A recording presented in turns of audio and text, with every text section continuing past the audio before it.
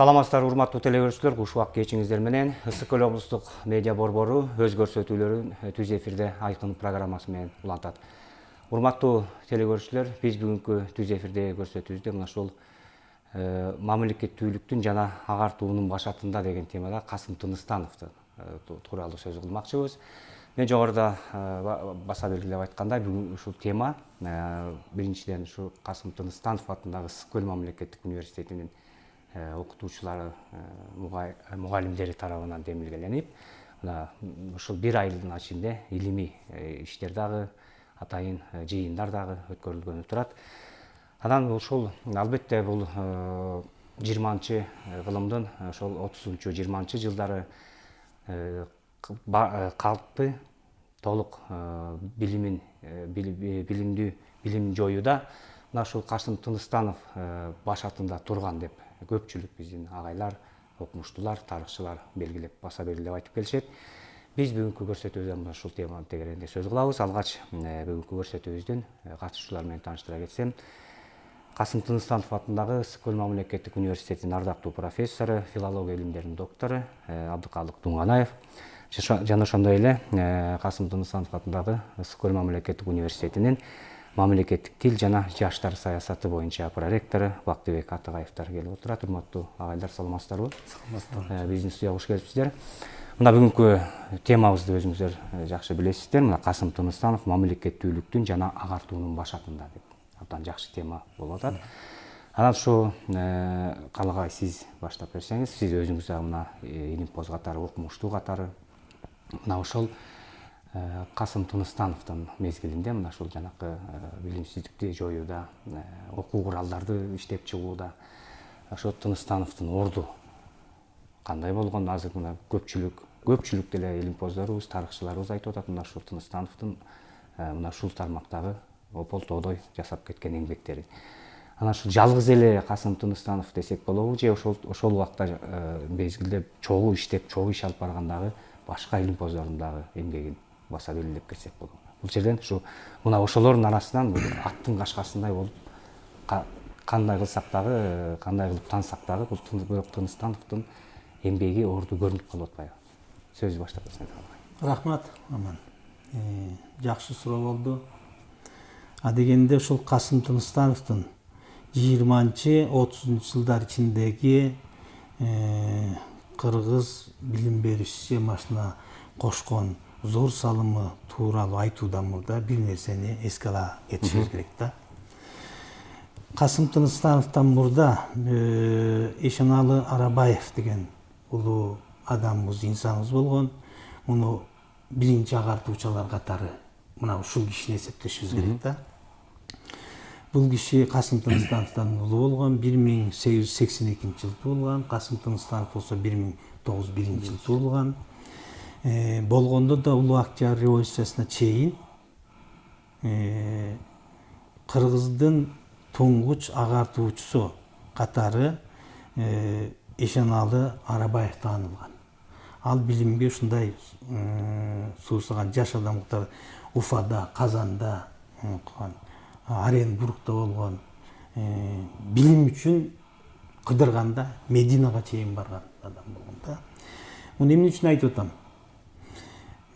Пайдубалды, эң биринчи пайдубалды жана кыргыз алипесинин алипе төтө окуу деген китеби бар жана ушуну 1911 жылы жазыптыр. 1913 жылы казактар азыр даңазалап жүргөн Байтурсуновдун алипеси чыккан. Демек, ошол мезгилдерде эле Октябрь революциясына чейин бизде массалык түрдө болбосо дагы кыргыздардын арасынан чыккан агартуучулар болгон деп эсептеп койсок. Солтоноевду кошсок болот жана. Ошондон келет дагы мына 20-чы жылдары 17 жылы Улуу Октябрь революциясынын жеңиши болгондон кийин эмне деген көп адамдар, жаштар тууралуу айтып атам да. Ушу билимге суусаганын ошондо анык көрсөтүшөт да. Бирок ошолордун ичинен жүздөгөн адамдар чыкса дагы, ушу Кудай Таалам берген бир тубаса талант жөндөн болот экен. Ошону Касым Тыныстановго ыроолоп койгондой болот да. Муну кантип далилдешибиз керек? 20 тарыхты карап көрсөңүздөр 20-30 жылдардын ичинде жана сиз айтып аткан сабатсыздык проблемасы өтө көйгөйлүү маселе болчу да. Өтө көйгөйлүү маселе. Азыр бизде жолго коюлуп, илимдин ар түрдүү тармактары өнүгүп өсүп атат. Окутуунун ар түрдүү методдор, усулдар иштелип чыгып атат мисалы үчүн. Ал мезгилде жайдак болчу да. Жайдак мезгил. Мына ушул жайдак мезгилде Касым Тыныстановдун мойнуна илинген оор жүк болуп калды. Көпчүлүктөрдүн көбү айтат, балким Совет бийлигинин учурунда ушул биздин баягы орусташтыруу сыяктуу бир саясаттарды жүргүзгөн дейт. Жок, Совет бийлиги мезгилинде ал болсо дагы, саясатта болсо дагы, бирок Совет бийлигинин ийгиликтерин кошо айта кетишибиз керек. Алар эмне кылган? Биз Орусиянын карамагында болгонубуздан башталышында эле болуп келгенбиз. Октябрьская чейин орус карамагында болгонбузда. Мына ушул мезгилдерде агартууга, илим билимге өтө чоң көңүл буруштагы бардык союздук республикалар, эми союздук республика ал мезгилде аталбаса дагы, жана АССРлар башталганда АССР болуп. Ошол мезгилдерде ушундай талап коюлган. Тез аранын ичинде биз билим берүүнү, бар сабатсыздыкты жоюу маселесин колго албасак, өлкө өнүкпөйт деген уран менен чыгышканда. Мына ошондо ошол 20-30 жылдарга чейин, 20-30 жылга чейин эле биздин автономиялык Кыргыз ССРнын эл агартуусунун комиссары катары ушул Касым Тыныстанов иштеген. Ошол мезгилдерде мына жанакы мен айтып аткан Туаса талант дегенин өзү кадрды туура тандалган биринчиден. Анан өзү ушунчалык жөндөмдүү болгондуктан окуу тарбия иштери бул татаал маселе. Аны жөн эле адам окута бербейт. Мына ушуну колго алгандагы күнү түнү ушул өзүнүн бир топ эмгектерин баягы жыл аралыгында, 10 жыл аралыгында мисалы үчүн 10дон ашык китептерди жаратып койду. Бирок анын алдында китеп жаратуу эле маселеси турган эмес. Андан башка да агартуу маселесинде көптөгөн көйгөйлөр бар болчу да. Ушунун баардыгына тең жетекчилик кылып, ушул ишти аркалап жүргөндүгү менен жанакы сиз айтып аткан мамлекет 20-жылдардагы кыргыз мамлекеттүүлүгүнүн жана агартуучулуктун башатында Касым Тыныстанов турары мына ушулар далил болуп турат да. Касым Тыныстановдун бул тарыхтагы орду абдан зор. Ошон үчүн биз баалай билишибиз керек. Актагай мынакей ушул сабатсыздыкты жоюуда Калгай туура айтып кетти. Бул Касым Тыныстановдун ошол уюштуруу өзүнүн жөндөмдүүлүгү, Туаса таланты маселе деп кетти. Анан албетте бул сабатсыздык жоюуда эми окуу куралдары, окуу китептери ошол убакта керек болгон да. Анан ушу Касым Тыныстанов өзү дагы мынакей бир нече окуу куралдарын жазган экен да. Ушул боюнча сиз кыскача токтоло кетсеңиз.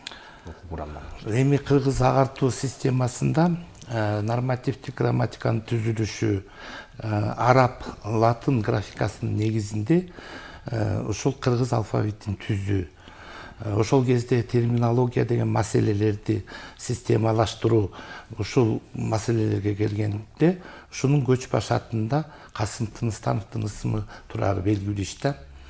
Муну белгилөөнүн башаты мындайча деп ойлойм да.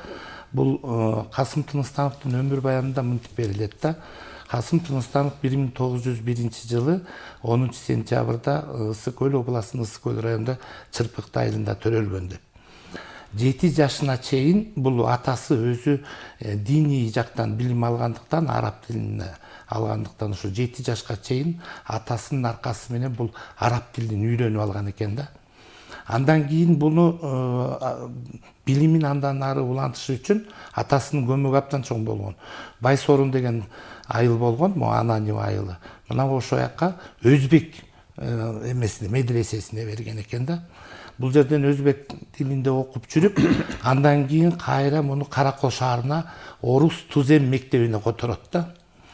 Ушул орус түзем мектебин мен көп мындай нерселерден улам баамдап калам да, биздин кыргыз агартуучулардын башында Касым Тыныстанов, Сыдык Карачев жана Кусейин Карасаев аталарыбыз ушул үчөө тең ушул биздин Каракол шаарында орус түзем мектебинден билим алышкан.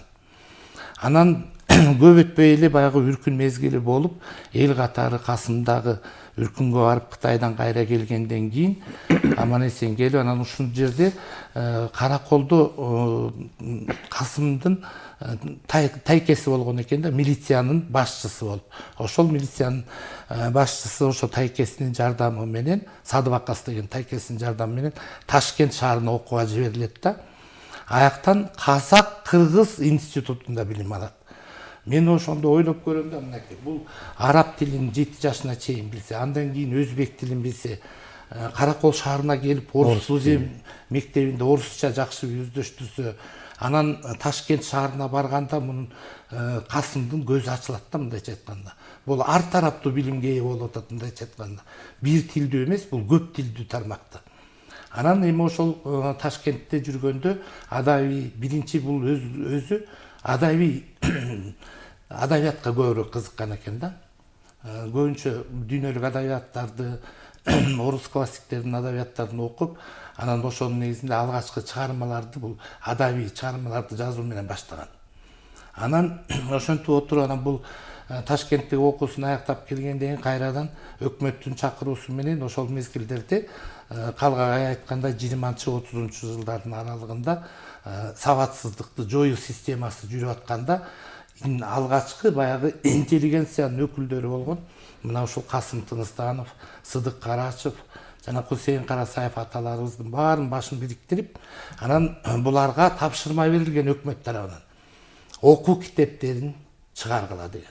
Мына ошонун негизинде баягы Кудай Таалам берген таланты, шыкылы, мындайча айтканда өзүнүн дарамети бар болгондуктан Касым бул жерде окуу китебин иштеп чыгууга бел байлайт да. Буга чейин бир топ чыгармаларды жазып ийген. Мариям менен көл боюнда деген чыгармаларды жараткан. Бир канча ырларды казак тилинде жазган, кыргыз тилинде жазган да бир канча ырларды ошол кездерде газет журналдарда редакторда болуп иштеп калган да. Андан кийин ошол өкмөттүн тапшырмасы берилгенден кийин бул баш оту менен эле ушул кыргыз тили илимине бериле баштайт да. Эми ошондо мынакей өзү араб тилинде билимди башатын араб тилинен ачкандан кийин 20-жылдарда негизинен биздин араб тилинде жүргүзүлгөн да, ошон үчүн араб графикасында алипени кыргызчалаткан, латын графикасынан да кыргызчалаткан мына ушул Касым Тыныстанов болгондо, ошондо 1924-жылы Касым Тыныстановдун эң алгачкы окуу китеби деген китеби чыгат. Бул окуу китебинде андан кийин 27-жылы чоңдор үчүн алипени жазып чыгарат. Бул алипенин максаты эми азыркы алипедей эмес, ал кезде баягы сабатсыздыкты жоюу системасына ылайыктап, баягы чоңдорго ылайыктап, ал кезде жаш курактары бүгүнкү күндөгүдөй 6 жаш, 7 жаштан мектепке бергендей эмес да. Ал кезде деген керек болсо 20 жаштагы кишилерди эле, 25 жаштагы кишилерди эле бир класска алып барып отургузушкан. Мына ошолорго ылайыктап, ошол алипе китептерин түзүп чыккан да. Андан кийин бул мынакей 27-жылы чоңдор үчүн алипедин жазгандан кийин ошол эле жылы окуу жаз деген дагы китеби чыгат. Андан сырткары эне тили деген китептин биринчи бөлүгү 28-жылы жарык көрөт. Ошол эле эне тили китебинин экинчи бөлүгүн 31-жылы жарыкка чыгарат да. 1934-жылы кыргыз тилинин морфологиясын жазып чыгарат. 1936-жылы кыргыз тилинин синтаксиси. Бул эми окуу китептери ошол мезгилдин талабында бул алгачкы интеллигенциянын өкүлү катарында, бул агартуучу катарында өтө чоң эмгек сиңирген. Мына ошол китептер менен агарып көгөрүп, акырындык менен баягы системалаштырылып, мындайча айтканда сабатсыздыкты жоюунун баягы сабатсыздыктан кутулуш үчүн, элдерди сабатсыздыктан ажыратыш үчүн мына ошондой окуу китептери элге муктаж болгон, керек болгон. Бул учурда Касым күнү түнү менен уктабай болгон аракетин жумшаганда, Салижан Жигитовдун бир эскерүүсүндө бар да, Ала Тоо журналынын 88-жылы чыккан санында Салижан мынтип эскерет да Касым Тыныстанов боюнча. 88-жылдары бул кездерде Касым Тыныстанов деген инсан ким экендигин кыргыз журтчулугу биле элек болчу. Мына ошол убакыттарда баягы Касымдын эмгектерин бул кайра куруу заманында башталды да, ошол кезде биринчилерден болуп Молдо Кылыч менен Касым Тыныстановдун эмгектерин таап изилдеп өкмөт тарабынан атайын колдоого алынган. Мына ошондо биринчилерден болуп ушул Тыныстанов менен Молдо Кылыч колго алынган да. Ошондо изилдей баштаганда баягы Салижан Жигитов мынтип баа берет да, эми бул Касымдын артыкчылыгы дейт. Болгон акылын сыгып, ошол кыргыздын баягы алфавитин түзүүгө, ошол кыргыздын графикасын, кыргыздын лексикологиясына, морфологиясын, синтаксин баарын бириктирип чыгаруу бул өтө чоң эмгек. Муну бир адамдын колунан оңою менен бул нерсе жара албайт да. Ошон үчүн биз бул Касым Тыныстановду фонетист катарында, лексиколог катарында, морфолог, синтаксис катарында бүгүнкү күндө биз эмгектери менен таанышкандан кийин эмгектери менен биз баалап жүрөбүз. Мына ушул жагы менен артыкчылыкка ээ да Касым Тыныстанов. Сиз Бактагай азыр бүгүнкү күндө деле мына илим алам, илимди улантам деп артынан түшкөн жаштарыбыз Кудайга шүгүр. Анан ошо Касым Тыныстанов мына башында айтып кеттиңиз, ушу алгач араб тилинде араб тилин өздөштүрүп атат, өзбек мектебин өздөштүрүп окуп ошо өзбек тилин өздөштүрүп атат. Анан эң негизгиси мына ошол илимге дүйнөгө ачкан ошол орус тили, орус тилин билип, ошол орус тилин билген аркылуу ошол орустун окумуштууларын ушул эмгектерди жаратаарда иликтеп, жиликтеп окуп чыкса керек өзү дагычы. Анан ушул жерден баягы көп тилди билүүнүн мааниси да абдан зор айтылып атат да. Анан ушул жаштарыбыз дагы мына ошол бүгүнкү күндө дагы мына талап кандай болуп атат? Биз орус тили менен чектелип келген болсок, мына башка дүйнөгө эшиктер ачылып, мына англис тилине суроо талап абдан көп болуп атат. Жана башка деп. Анан мен айтайын дегеним ушул эң негизгиси ушул көп тилди билгенин дагы жардамы тийсе керек да ошол кезде. Анан ушу окумуштуу катары, илимпоз катары дагы мына ордун белгилеп кеттиңиздер. Бирок ошол кезде алгачкы интеллигенттердин катарында турган деп айтсак туура болот Касым Тыныстанов. Анан ошол көп кырдуу деп атпайбыз бул кишини. Адабият ыр да жазган экен. Ошол Касым ырлардын жыйнагы деп 25-жылы Москвада жарык көрүп атат ырлар жыйнагы. Андан сырткары мына ошол Манас эпосун жыйноодо уюштуруш иштеринде башында туруп атат да бул киши дагы. Атайын ушу манасчыларды алып келип Саякбай Каралаевди мына жаңы ушу сиздер да билет болушуңуздар керек, окумуштуулар ушу Саякбай Каралаевдин оозунан ушу Манасты жазабыз деп эшитип келгенде ушу Саякбай Каралаев Касым Тыныстановду көрүп алгач ушу кетип калган экен да, корккон экен бул киши. Ошо башкача сүрдүү көрүнсө керек. Кийин Саякбай атабыздын эскергени бар эмес ушу Тыныстанов. Мына ушул Манасты изилдөөдө, Манасты жазып алууда дагы урду боюнча дагы калагай бар. Абдан жакшы. Эми мындай болуп атат да. Касым мыкты окумуштуу, Касым мыкты жазуучу, Касым көп тараптуу деп айтып атабыз. Бирок анализдей билишибиз керек да. Эмне үчүн мыкты? Мыктылыгы кайсыл жерде? Биринчи уюштуруучу жагынан да мыкты экен. Касым өзүң айткандай, бобу тил билүү деген зор мааниге ээ болуш керек. Жөн эле чектелип калбашыбыз керек. Туура Касым көп тилди билген, полиглот болгон. Жана тилде. Биринчи уюштуруучулук жагы ошол мезгилдерде дүйнөгө белгилүү болуп калган Поливанов деген чоң окумуштуулар болчу, түрк болуп. 12 тил билген дейт. 12 тил, эркин сүйлөгөн дейт. Ошону Касым Тыныстанов алып келген Кыргызстанга дейт. Көрдүңбү мунун эмгеги? Ушундай адамдардан үлгү, тарбия, билим, илим алып калалы деген саясат болгон. Бул жагы прогрессивдүү көрүнүш, өтө прогрессивдүү көрүнүш да. Экинчи жагынан бобул азыр эле өзүң эскерип кеткен Манас эпос. Бул элдик оозеки чыгармачылык биздин маданий мурасыбыз да, нарк, улуттук нарк да ошол жакта жатат. Жанакы Кусейин Карасаевдин эскермесинде бар бул сиз айтып аткан нерсе. Саякбай Каралаевди Кусейин атабыз алып барат. Тапшырма менен келет. Тиги Касым Тыныстан, Ишеналы Арабаевдер тапшырма ошондо алар кызматта турат да, чоң кызматтарда. Ошолор жөнөтөт да, анан Кусейин Карасаев тагы алып барган учурунда Касымдын ушу талант жөндөмү деп аткан ушуда күпүлдөтүп эле манас айтып берген. Манас айтып берсе, улуу манасчы Саякбай Каралаев чочуп, сыртка чыгып Кусейин атабыздан сурап, "Ой, бугундай манасчы тур, бу ким өзү?" депчи. Ошонун алдында мындай чочулаган дейт. Окуй, андан чочулабай, ал жаттап айтып атат дептир. Анан ошондон кийин анан тиги анан өзүмө келип анан манас айтып берген дейт да. Элдик оозекчилердин манас эпосу эмес, бүтүндөй жана Кайым Мифтаховду, Абдрахманов деген сыяктуу жана фольклор жыйноочулардын бардыгын тең ушу тапшырмалар аркылуу жөнөткөн кыргыздын баары жөнөт. Макал лакаптардан баштап бул эпосторго чейин жазып келди. Сагынбай Орозбаковду мына Ташкентке чейин алып барышты. Ишеналы Арбаевдин да ролу чоң. Жазып калтырбасак болбойт деди. Эми өзүңөр ойлоп көрүлөчү. Сагынбай Орозбаков менен Саякбай Каралаевден да өткөн улуу манасчылар бизде болгон да. Тарыхта айтылып келди. Бирок алардын бир сагы жок кээде. Көрдүңүзбү? Эгерде ошол мурастар болсо дүйнөнү дүңгүрөткөн кыргыз эли болмок дагы. Ар бир варианттын өзгөчөлүгү болот да. Демек ушул манас эпосун жыйноодо дагы булардын орду абдан зор. Касым Тыныстановдун орду айрыкча абдан зор болуп саналат да. Үчүнчү жагы бул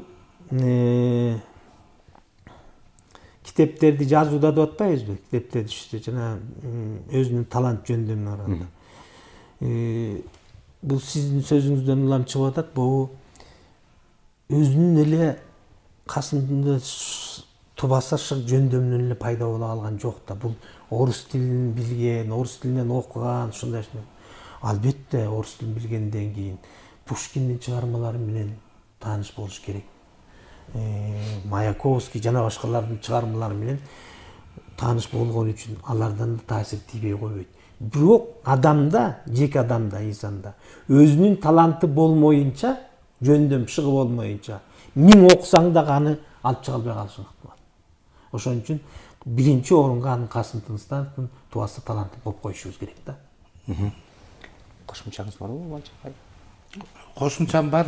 Эми мындайда мына бүгүн эгемендүүлүк жылга чейин чындыгында Касым Тыныстанов жана Сыдык Карачев өңдөнгөн таланттуу эң биздин агартуучуларыбыз баягы билчү эмеспиз да биз. Качан гана могу эгемендүүлүккө ээ болгондон кийин булардын чыгармаларын баягы түп тамырынан бери иликтөө иштери жүргүзүлүп, мына бүгүнкү күндө диссертациялык иштер корголуп, мына Касым Тыныстанов боюнча ар тараптуу илимий иштер корголуп атат.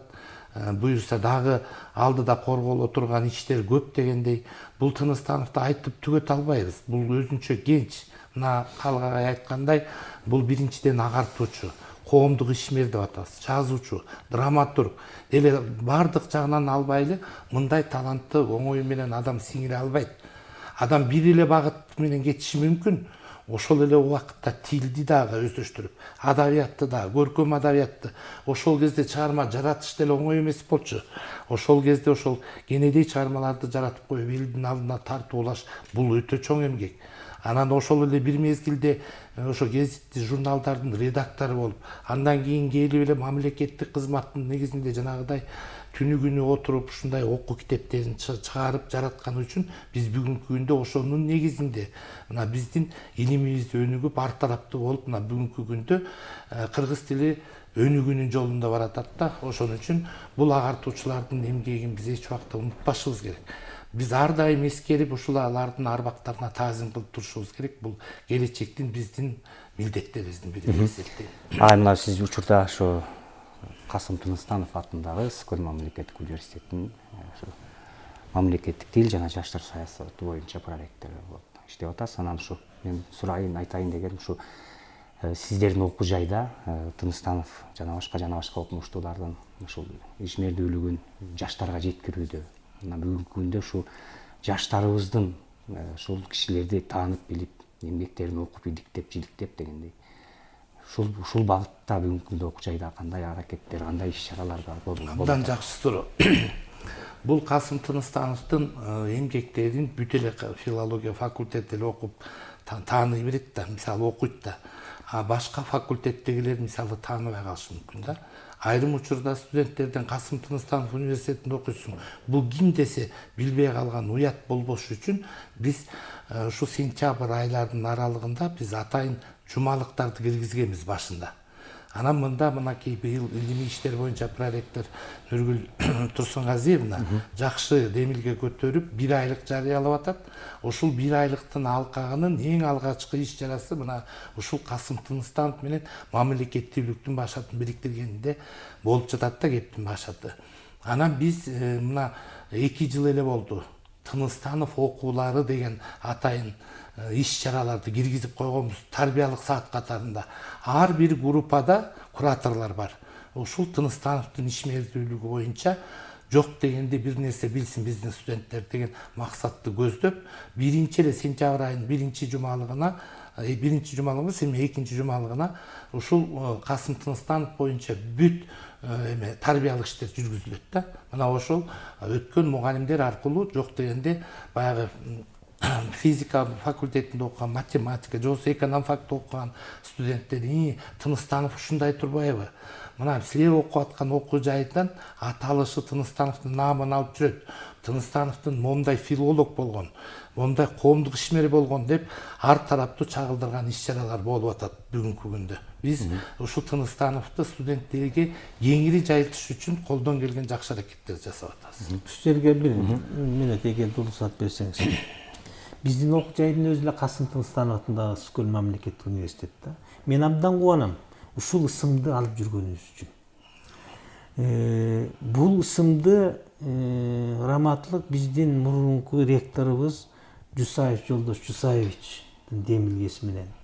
Ошондой эле азыр филолог илимдеринин доктору ал мезгилде бизде көп жыл бою декан болуп иштеген Абакиров атайын барып тиги КГБнын ал мезгилде архивин аңтарып уруксат алып, ошо Касым Тыныстанов жөнүндө жазылган архивдеги материалдарды ушул жерге чоң конференцияда доклад, кызыктуу доклад окуп берген. Былтыр 120 жылдыкта, Жок, илгери 90-жылдар жаңыдан алып аткан учурунда да Касым Тыныстановдун ысымын алып атпайбызбы?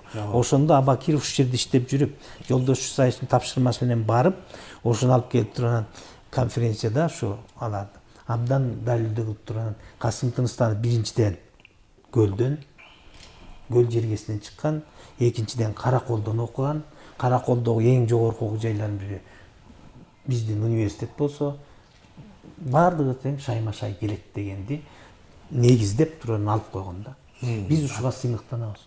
Бирок сыймыктанганга жараша ошонун атын булгабашыбыз керек. Ошон үчүн бүт күч аракеттерди жумшап азыр биздин университет алгылыктуу иштерди жүргүзүп атат. Бул жана мен Бакыт Ишаевичтин айткандарына толук кошулам. Бул иш боюнча биздин эле университетте эмес, Көл өрөөнүндө гана эмес, бүтүндөй республикада да демилгелүү иштер жүрүш керек деп ойлойм да.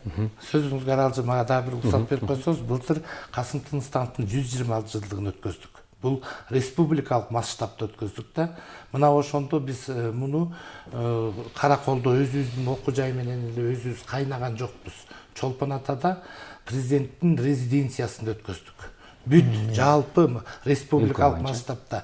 Ошондо азыр агай айтып аткан Абакиров Курманбек агай окумуш доклад жасады да, эмичи Тыныстанов боюнча биз билбеген окумуштудай сонун материалдарды иликтеп чыккан экен да КГБнын архивинен.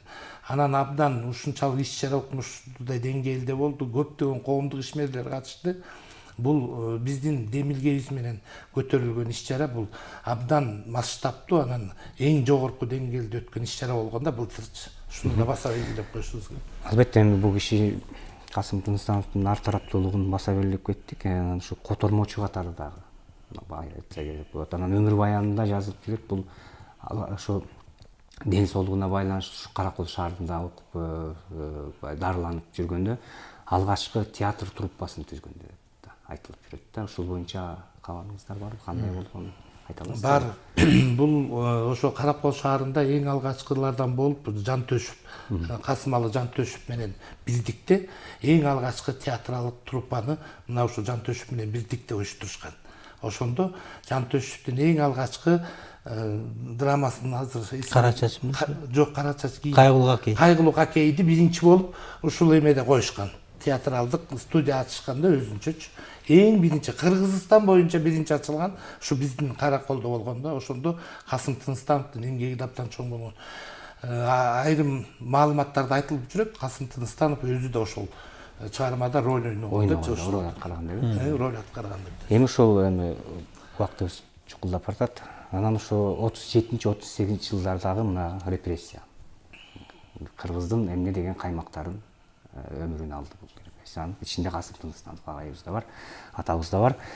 Анан ушул көпчүлүгү айрым сиздер да окутуңуздар билесиздер, ушу биринчиден бул Алаш Ордочу, Алаш деп кетти. Анан өзү ошо Академиялык кечеси деген спектаклин койгондо, мына ошондон дагы драмасында ошондон дагы негиз болгон деп да айтылып атат да. Анан ошол эле жазуучулар союзунан дагы жазып жамандап отуруп, ошол негиз камалап атылып кеткен себептердин бири ушул деп айтылып жүрүп атпайбы? Ушул боюнча дагы айтасыздар. Мындай да, бул жерде абдан бир объективдүү себептерге да таянышыбыз керек. Субъективдүү көз караш менен чектелбешибиз керек да. Мен өткөндө да бир ушу сиздердин телебириңизде да айткам ушуну. Ушул багытта маселе боюнча да. Касым Тыныстановдун мезгилинде ошо Кыргыздын интеллигенциясынын эң ана башында мамлекеттик ишмер катары Жусуп Абдрахманов турган. Ошол Жусуп Абдрахманов менен Абдыкерим Сыдыков, Сыдык Карачев, Төрөкул Айтматов, Касым Тыныстанов өңдөгөн 10-15дей бир улуу инсандардын көз караштары, идеялары бир экен. Ишеналы Арабаев бар экен. Ушулардын идеялары бир болуп, Кыргыздын улуттук наркын эсепке алуу менен өнүктүрөбүз деген идеясы болгон. Чыгармаларынан окуп көргүлө. Кимдин Абдрахмановдун 16 жылга берген баасынан карагыла, Абдыкерим Сыдыковдун маалыматтарынан карап көрүңүздөр, ошол идеялаштар да. Турмуштун закону ушундай экен, мыйзамдын. Экинчи жак чыкмайынча болбойт экен. Экинчи жактан чыкты, мына Кудайкулов, Рахманкул Кудайкуловдор чыкты. Алар өзүнчө. Анын өзүнчө тобу болду. Бул бийлик талашуу да баягы ошол сыяктуу болгону. А дегенде ошондой биз момундай өнүктүрөбүз деп жакшы идеялардын баардыгын тең көрө албастын айынан жанагы бекеринен кыйытып отурган жериңиз жок. Жанагы академия кечелерин 32-33 жылы коюлгандан кийин ушунчалык бир жакшы ойлу деп сын пикирлерге кабылып турганан ошонун капшабы менен кетти атпайбы? Бул субъективдүү көз караш. Бул мурдатан эле башталган маселе да. Шылтоо да. Эгер ошолордун жеңиши менен аяктап калды. Кара тизмеге ошолордун бардыгы тең 37 жыл чогуу атылып кетпедиби? Чогуу атылып кетти. Мен өзүмчө ойлоп коем деп жана мурда бир берүүдө айткам. Эгерде ошол муун тигилер жеңишке ээ болуп кеткен учурунда биздин коом башкача өнүгүп калмак беле деп ойлойм да. Бирок башкача өнүктүргөнгө Сталиндик репрессияда жол бермек эмес. Эгерде ошондой уруксат берип калса, биздеги жанакы азыркы мезгилдерде ушунчалык коррупциялашып кеткен деген маселелер жөнүндө ой жүгүртпөй калышыбыз ыктымал болушу ыктымал болчу да. Баягы калыстык менен айтылган. Ошон үчүн Кыргыздын каймактары атылып кетти да. Бул көз караштардын биримдиги дал келбей калды. Ага себептер жанакындай бийлик талашуу болуп калат экен. Жекече көз караштагы жекече таарыныштар болуп калат экен. Ал Токонбаев менен кимдин ортосундагы карама каршылык деп атат. Мындай эле ойлоп көргүлөчү. Мына 1924 жылы октябрдын келген кези деген Алы Токонбаевдин ыры биринчи жолу эркин тоо басып чыккан. Баарыбыз билебиз, тарыхта билебиз да. Бирок бир ыр басып чыгып атат. Ошол эле жылы анын Касымдын ырлары деп мына өзүңүз эскертип 25-жыл Москвадан чыгып атат. Демек 10 жылдыгы Алы Токонбаевдин 10 жылдыгын 34-жылы өткөзүштү. А Касым Тыныстановдун андан мынтип өткөзүш керек болчу да. Туурабы? Керек болсо ал пьеса да жазып атат, ыр да жазып атат, аңгеме да жазып атат, тилди да иштетип атат. Демек, ошону даңазалашыбыз керек болчу да. Демек, бул учурларда Касым Тыныстановдун башына кара туман айланып калган учур болуш керек да. Мына ушул жагдайдан улам да кетип калышты. Сталин эле Касым Тыныстанов бул душман экен антиген деп артынан жүргүзгөн. Биздин өзүбүздөн чыккан эле адамдардын туура эмес иш аракеттеринен улам ушундай жыйынтыкка келип калдык ошентип. Урматтуу агайлар, бизге бөлүнгөн убакыт соңуна келип жетти. Сиздерге ыраазычылык билдирелим. Келип мына комоктуу оюңуздарды, пикириңиздерди айтып. Эми Касым Тыныстанов жөнүндө эскерип айта берсек, абдан сөз көп. Өзү убакыт агай өзүңүз да айтып кеттиңиз, мына бүгүнкү күндө да иликтенип, изилденип, улам бир жакшы жаңы жагдайлары ачылып атат, жаңы фактылар чыгып атат деп атпайсыздарбы? Анан ушу көрсөтүүбүздү жыйынтыктап жатып, сиздерге эркин микрофон берсек, оюңуздарды жыйынтыктап койсоңуздар. Аман азыр сиз айтып атпайсызбы? Сиздерге келип ушинтип маек куруп бергениңиздерге рахмат деп. Жок, биз экөөбүз тең мугалимбиз, биздин милдетибиз. Силерге рахмат. Ушундай иштерди уюштуруп, жалпы коомчулукка таратып турганыңыздарга. Бакыттын азыр эле бир айткан нерсеси бар. Ушундай нерселер учурайт деп. Касым Тыныстанов ким дегенде кээ бир жаштар билбей калышты депчи. Бул билбей калыш эмес, көпчүлүгү билбей калган учурларын өз көзүбүз менен көрүп аттык. 10 жыл мурда, 10 чакты жыл мурда Арабаев университетинин алдында студенттерге сиздерге окшогон журналисттер атайын суроо салып атат, көрсөтүп атат. Кайсында окуйсуң? Арабаев атындагы университетте. Канчанчы курс? 3-курс. Арабаев ким эле? Сиз жанындагы кызың карап атат, ким эле деп. Көрдүңүздөрбү? Арабаевди билет, Касым Тыныстановду билет, Жусуп Абдурахмановду билет. Бирок алар эмне иш аткарган? Элге эмне кызмат аткарган? Мына ушуну үйрөтүшүбүз керек деп атабыз да, биздин милдетибиз. Ошон үчүн сиздерге рахмат деп атканыбыз, областтык масштабта болсо дагы, жерлерде ушу биз сыймыктанган улуу инсандарды жайылтып жүрө бериңиздер. Биз алардын өзүбүз билген маалыматтарды биз сиздерге айтып бергенге дайыма даярбыз. Рахмат. Мен дагы Калык агайдын оюна кошулам. Сиздердин чыгармачылык топко да чыгармачылык ийгиликтерди каалай берем. Биздин окуу жай менен дайыма кызматташ болуп атканыңыздарга биз сыймыктанабыз. Анан ушундай улуу инсандарды сөзсүз түрдө жалпы көрөрмандарга, эли журтубузга ушу билбегенди билдире турган, маалыматтарды бере турган биз ошон үчүн ушундай конок болуп бүгүн сиздерге маек куруп бергенибиз үчүн, бизди атайын ушундай тегерекстөргө чакырганыңыздар үчүн сиздерге терең ыраазычылыгыбызды билдиребиз. Рахмат, сиздерге дагы ишиңиздерге ийгилик болсун. Урматтуу телекөрүүчүлөр, сиздер түз эфирде Айкын программасын көрө алыңыздар. Биз бүгүнкү көрсөтүүбүздө мына ушул Касым Тыныстанов мамлекеттүүлүктүн жана агартуунун башатында деген темада сөз кылдык. Ал эми биздин студиябызга келип, суроолорубузга жооп берген Касым Тыныстанов атындагы Сыкөл мамлекеттик университетинин ардактуу профессору, филология илимдеринин доктору Абдыкалык Думганаев жана ошондой эле аталган окуу жайдын мамлекеттик тил жана жаштар саясаты боюнча проректору Бактыбек Атыгаевдер болду. Биз ушуну бүгүнкү түз эфирдеги көрсөтүүбүздү жыйынтыктайбыз. Кайрадан эфир аркылуу амандашканча саламатта болуңуздар.